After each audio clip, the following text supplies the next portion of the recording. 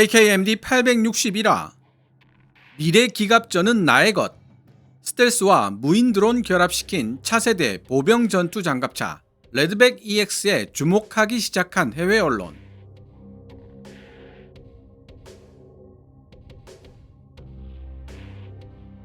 EX의 전성시대가 왔나 봅니다. 한국 항공우주산업 카이가 만든 4.5세대 전투기 KF-21 보라매를 진화시킨 KF-21 EX가 그 모습을 드러내고 있는데 이어 하나에어로스페이스가 개발 및 생산한 보병 전투 장갑차 AS-21 레드백을 개량한 레드백 EX가 외신의 주목을 받고 있습니다. 좀 더 구체적으로 살펴보면 수륙 양용 설계 때문에 구조적 문제점을 야기하고 있는 K-21 보병 전투 장갑차를 최대한 빨리 대체하기 위한 차세대 한국형 보병 전투 장갑차 NIFB 개발 사업이 투트랙 방식으로 진행 중입니다. AS-21 레드백을 좀 더 현대적으로 개량한 레드백 EX NIFB 블락 1 사업과 레드백 EX에 새로운 기능을 추가시켜 생존성과 기동성을 향상시킨 NIFB 블락 2 사업을 동시에 진행하고 있는 것이죠. 수출을 목적으로 개발된 AS-21 레드백을 개량하여 대한민국 육군 및 국제시장의 요구사항에 맞게 개량한 것이 레드백 EX라고 제작사인 하나는 말하고 있으며, 제가 보기에 레드백 EX의 핵심은 부품 국산화와 모듈화에 있는 것으로 보입니다. 기사 중에서도 언급되지만 AS-21 레드백은 껍데기만 국산이지 사실상 알맹이는 외국산이라는 비난에 시달려야 했습니다.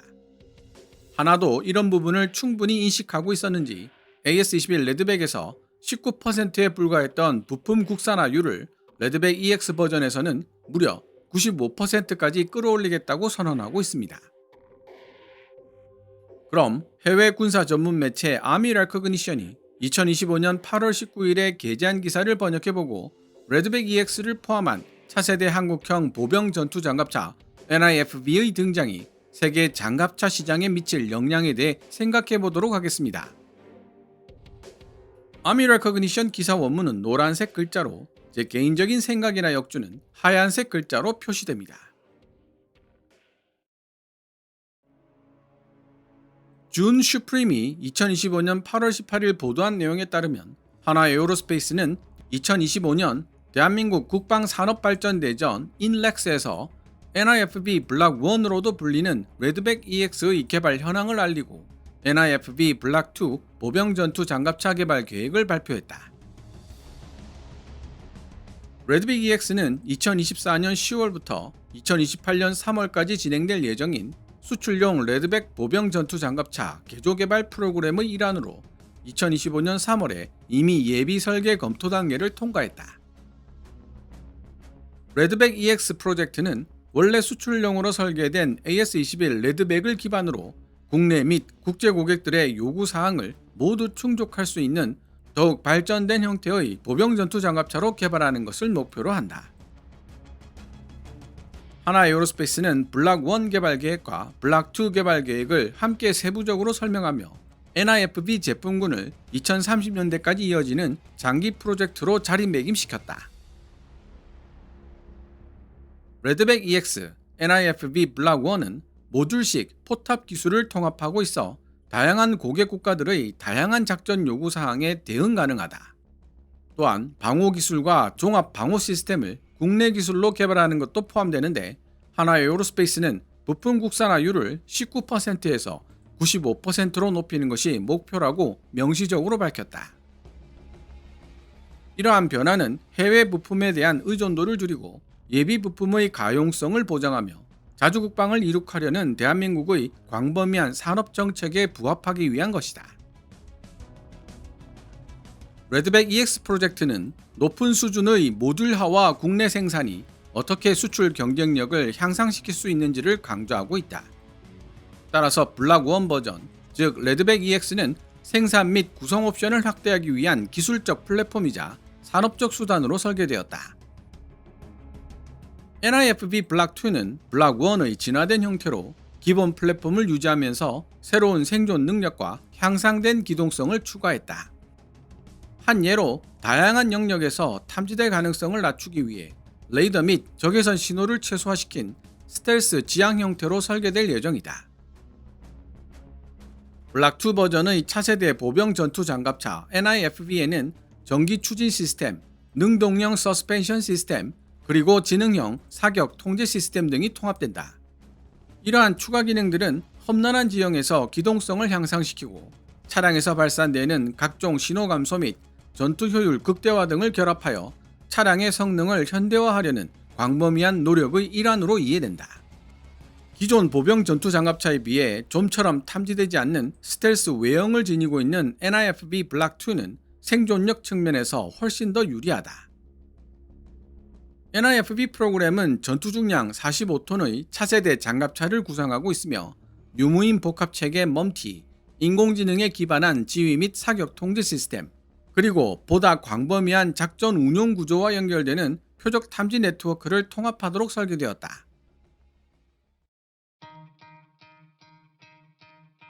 NIFV 블락2에는 또한 360도 상황 인식 시스템과 능동 보호 기술이 통합되어 있다. 차체 상부와 포탑의 방호 수준은 스타나그 레벨 6에 도달하는 것으로 알려져 있으며 차체 하부는 레벨 4 기준에 해당하는 위협을 견딜 수 있도록 설계되었다. 여기서 잠깐 나토가 정한 군용 차량 방호력 표준 규격 스타나그 4569에 대해 알아보도록 하겠습니다. 차체 상부와 포탑의 탄도 방호 수준이 레벨 6라면 최고 수준의 탄도 방호 능력인데요. 장갑차의 주포로 많이 쓰이는 30mm APF SDS 탄까지 방어할 수 있는 능력을 뜻합니다.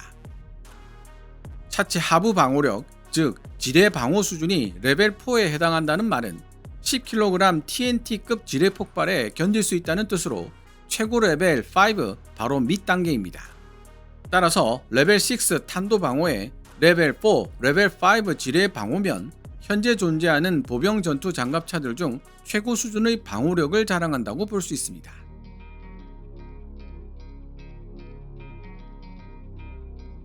앞서 AS-11 레드백에도 도입되었던 복합 고무 궤도는 작동 소음을 줄이고 강철 궤도에 비해 전체 중량을 50% 이상 줄일 수 있으며 연료를 절감하는 동시에 향상된 내구성을 지니고 있다. 이 복합 고무 궤도는 능동형 서스펜션 시스템과 함께 우수한 야지 기동성을 보장하며 험한 지형에서 속도를 줄이지 않고 기동할 수 있게 만들어준다. 한국형 차세대 보병 전투 장갑차 NIFV 제품군에 탑재될 것으로 예상되는 하위 시스템에는 A사 레이더를 사용하여 접근하는 대전차 미사일을 탐지하고 소프트킬 및 하드킬 방식을 모두 사용하여 요격을 시도하는 아이언 피스트 능동 방어 시스템과 외부 카메라의 이미지를 헬멧 장착 디스플레이에 투사하여 승무원들이 밖에 나가지 않고서도 외부 사항을 볼 수 있게 해주는 아이언 비전 등이 포함된다.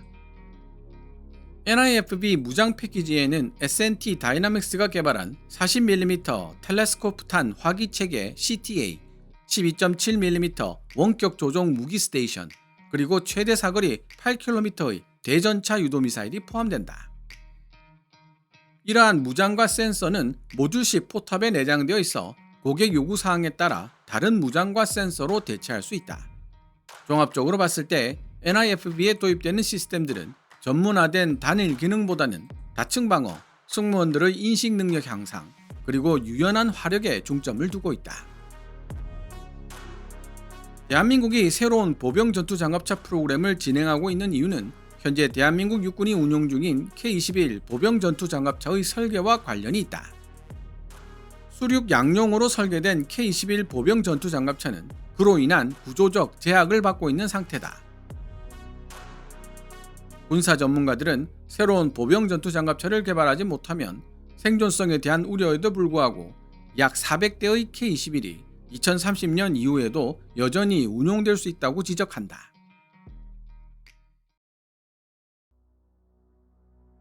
한국형 차세대 보병 전투 장갑차 NAFV 프로그램은 2024년 요구사항 검증 및 초기 연구, 2025년 기본 프로그램 전략, 2026년 타당성 평가, 2027년부터 2031년까지 탐색 개발, 그리고 2032년부터 본격적인 시스템 개발을 시작해 2030년대 중반 혹은 후반 무렵 생산 및 실전 배치한다는 개발 일정을 제시하고 있다.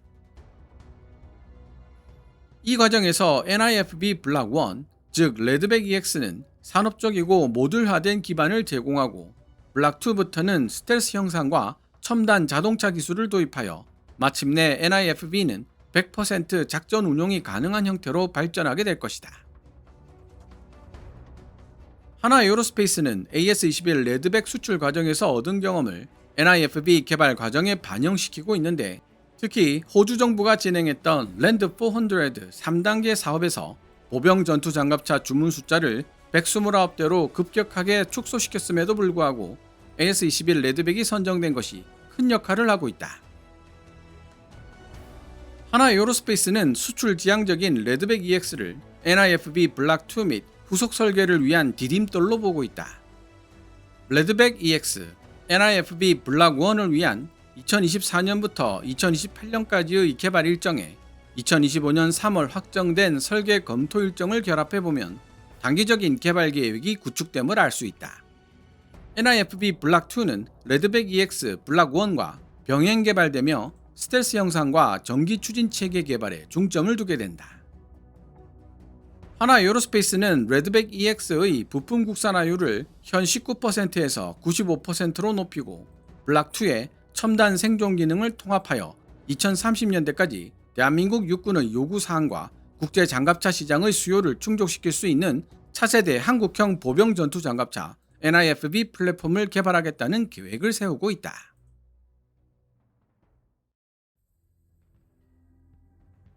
지금까지 해외 군사 전문 매체 Army Recognition이 2025년 8월 19일에 게재한 기사를 번역해 보았습니다.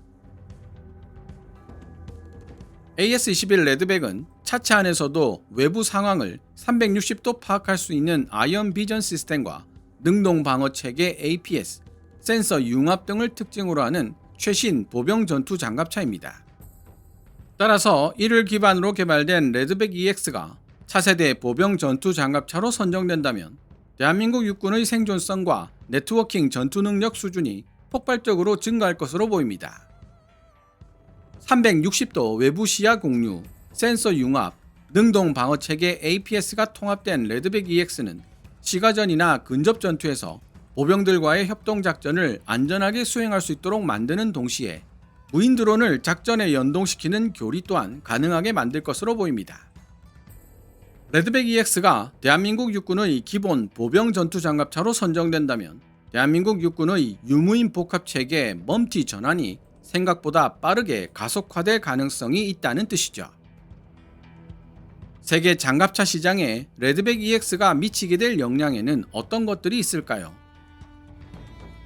호주 정부가 진행했던 랜드 400 3단계 사업에 AS-21 레드백이 선정된 진정한 영향력이 이 부분에서 드러납니다.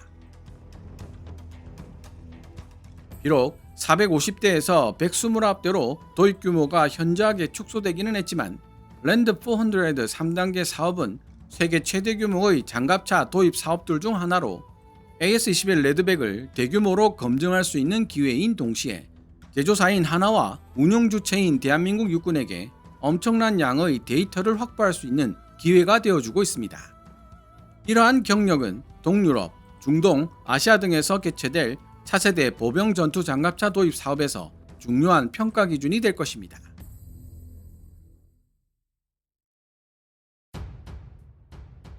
레드백 EX가 강조하고 있는 모듈식 포탑과 국산 능동 방어 체계 APS, 인공지능 AI의 보조를 받는 사격 통제 시스템 등은 타 경쟁 업체들로 하여금 센서와 소프트웨어 중심의 업그레이드를 시도하도록 자극할 것이고, 향후 미래 보병 전투 장갑차 시장을 단순히 우수한 장갑과 강력한 화력이 아닌 디지털 아키텍처와 데이터 융합이 지배하는 시장으로 이끌 가능성이 높다는 생각이 듭니다.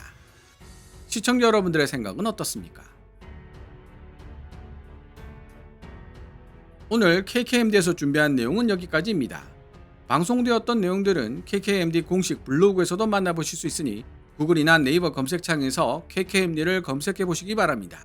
KKMD는 여러분들께서 챙겨봐 주시는 광고 수익으로 운영되고 있습니다만, 영상 제작을 직접 지원하고 싶다면 농협 948112-16701호로 후원해 주셔도 됩니다. 지금까지 시청해 주셔서 감사합니다. 케빈즈 밀리터리 채널 KKMD